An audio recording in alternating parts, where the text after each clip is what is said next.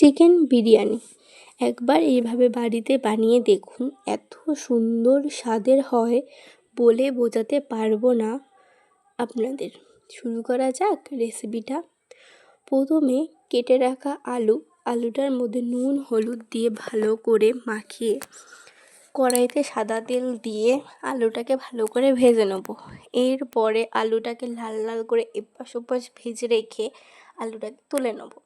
তোলার পরে ওই তেলের মধ্যে কুচনো করা পেঁয়াজটা ভালো করে ভাজবো লাল লাল করে। এরপরে অর্ধেক পেঁয়াজটা তুলে নেব।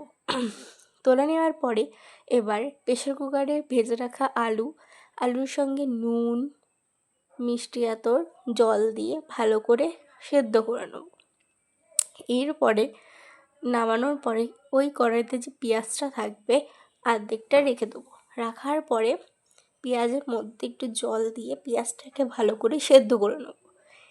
এবার আলাদা একটা গামলাতে চিকেনটা নেব।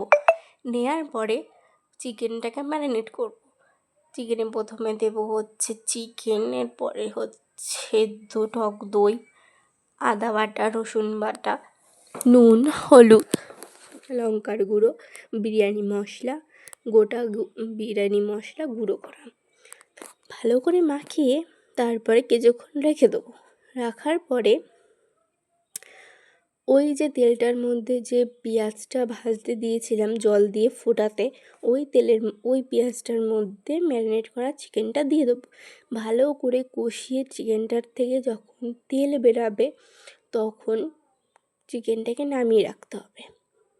দেখে বোঝা যাবে যে চিকেনটা খুবই সফট এবং সেদ্ধ হয়ে গেছে। এরপরে চালটাকে ভালো করে ধুয়ে সেদ্ধ করে নেব। চালটা 60% সেদ্ধ করার পরে নামিয়ে রেখে দিতে হবে।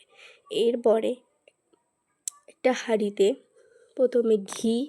প্রথমে ঘিরের পরে ভাতটা দেওয়ার পরে আলু এবং চিকেন, বেরেস্তা, বিরিয়ানির গোটা গুঁড়ো দুটোই মশলা দেব।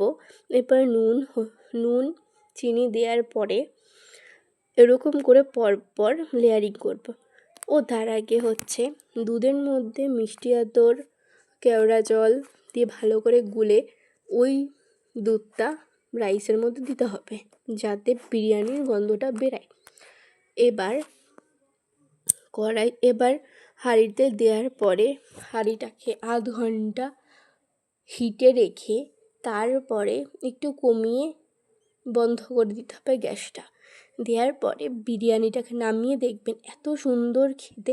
একবার খেয়ে দেখে জানাবেন কেমন হয়েছে এই বিরিয়ানির রেসিপিটা। আপনাদের যদি পছন্দ হয় প্লিজ কমেন্টে জানাবেন। আমার যদি বলতে কোনো ভুল ত্রুটি হয়ে থাকে প্লিজ দেখে নেবেন। এই প্রথম আমি ভয়েস করছি, তা গোলমাল হতেই পারে, একটুকুনি ঠিকঠাকভাবে মানিয়ে নেবেন আপনারা। শেয়ার কমেন্ট করতে ভুলবেন না।